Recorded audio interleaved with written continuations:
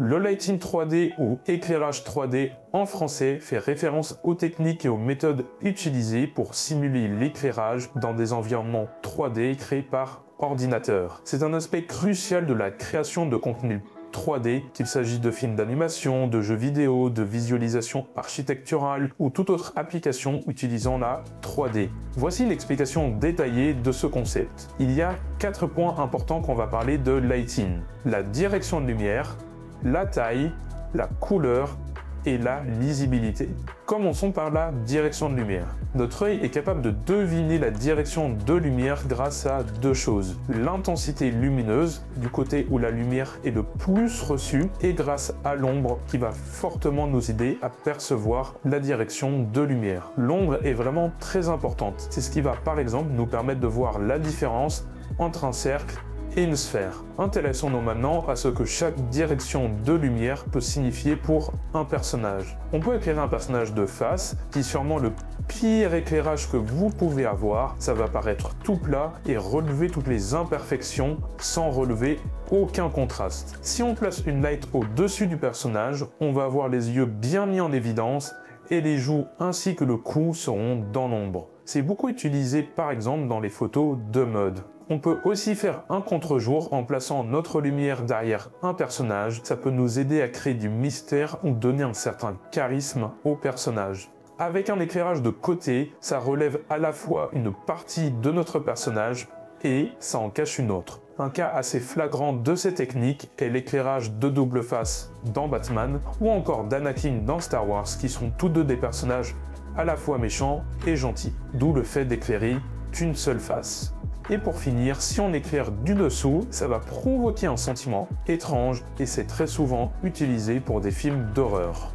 Ensuite, parlons de la taille de la lumière qui a une importance cruciale. Plus une lumière est grande, plus l'ombre sera dégradée et plus une lumière est petite, plus l'ombre sera dure. Bien sûr, ça va dépendre de la distance de l'émission de la lumière.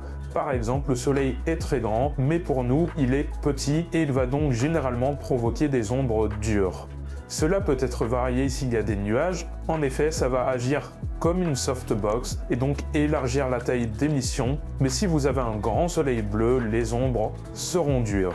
Pour un humain, il est préférable d'avoir des ombres assez douces, même si elles peuvent être un petit peu plus dures pour les hommes et plus arrondies et douces pour les femmes. Ceux qui font de la photographie sont assez familiers avec ces concepts. Un point clé va être la couleur de votre lumière. Le problème, c'est qu'il va falloir savoir à qui vous vous adressez, parce qu'en fonction du pays et de la culture, la signification de certaines couleurs n'auront pas la même connotation. La température de couleur est exprimée en Kelvin. On peut retrouver tout le spectre de la température au cours de la journée. Ne mettez pas une température très bleue si vous voulez faire un coucher de soleil. Ça n'a pas de sens. Vous pouvez également utiliser les couleurs complémentaires comme le orange et le bleu. L'image est tout de suite beaucoup plus agréable à regarder. Un point que l'on oublie souvent est la lisibilité du lighting. Par exemple, si la couleur et l'intensité sont la même, il peut être difficile de séparer l'arrière-plan du devant-plan. On va alors utiliser une rim light en mettant une lumière entre le personnage et le fond pour venir détacher notre sujet grâce à un contour lumineux. Ça peut paraître évident, mais si votre 3D est sous-exposé ou surexposé, ça peut poser des problèmes de lisibilité. Si vous voulez faire un éclairage particulier comme une lumière venant de la gauche, vous pouvez également rajouter une légère à droite pour que votre zone d'ombre ne soit pas complètement noire. C'est ce qu'on va appeler une fill light. Vous en avez déjà sûrement entendu parler, mais ça ne coûte rien de le réexpliquer. On va aborder la notion de l'éclairage en 3 points, qui est une technique fondamentale utilisée en photographie, cinéma et aussi bien sûr en production 3D pour éclairer un sujet de manière équilibrée et esthétiquement plaisante. Cette méthode utilise 3 sources de lumière, d'où son nom, la key light, la fill light et la rim light, qu'on peut aussi appeler backlight. La key light est la source de lumière principale et la plus forte de la scène. Elle détermine l'éclairage général et les principales ombres sur le sujet.